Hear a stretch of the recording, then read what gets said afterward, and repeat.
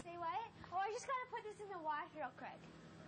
But I made some sweet tea if you want some. I'm sure it's good. It is good. I'll wait. Well, it's just gonna take a minute. Go on in. Huh? Turn the car off. Turn the car off. Oh, okay. We think he left his car running. He's going back to turn it off, and he's going to come in. That's what we believe. Christopher Cannon doesn't hang out for very long. When someone comes in and immediately asks to use the restroom, it creates a problem for us. I mean, you'd like to say, yeah, sure, but once that happens, you lose control of the situation, and you don't know what he's doing in the restroom. You have no way of finding out, and so it's trouble for us. Can I use your restroom? Oh. Why don't you have a seat real quick? Oh, yeah, I know what this is. No, please, I need you. Yeah, I know what this was. I just went to test it, that's all. Okay, now to sir. Thanks. I knew what it was. What do you think it was? Nothing. Please! Stop! No. Get down!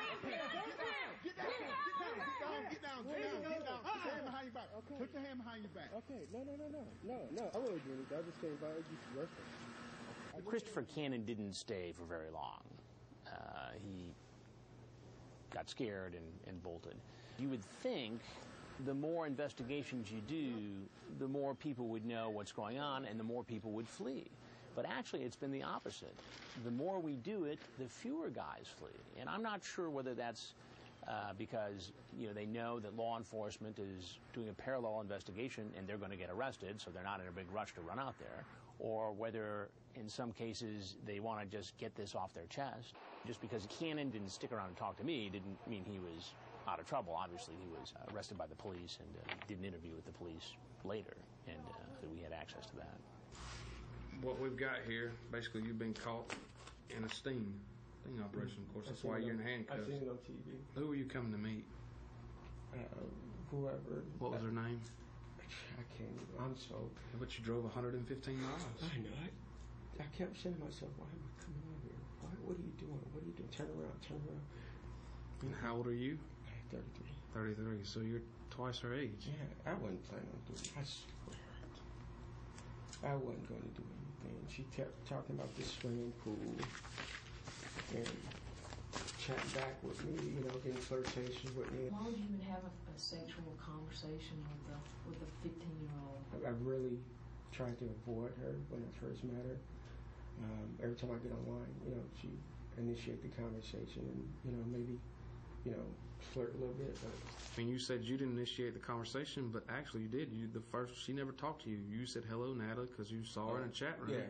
And how are you doing today? Yeah, I didn't initiate. Yeah, just chatting. And you asked her if she's horny now, and you asked her if she's wet now. Why would you care if a 15-year-old is wet? Stupidity, man. I mean, I don't know why. It's just. And you tell her you'll be gentle. What are you referring to when you're talking about being gentle? Just being with her. Nothing sexually touching her and all that. Chris, we've been doing this too long. Yeah, just. I understand. Y'all go through I just saw you do the sign of the cross, so I know you're probably a religious man. I'm about to. And you would probably feel better if you. If it never happened.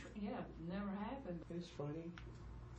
When I saw this on Dateline a few months ago, or whatever. You show up in the middle of it. Yes. I'm like, that is so sick. Maybe you need some help. I'm saying it's just, I guess I was forward. And I'm a director at my church. I can't believe this.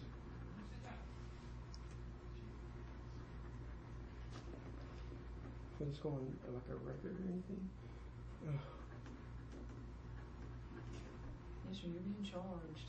You possibly need to get enrolled in some counseling for maybe you have an addiction with the internet and don't realize it. Not the internet. We live by it today. Mm-hmm.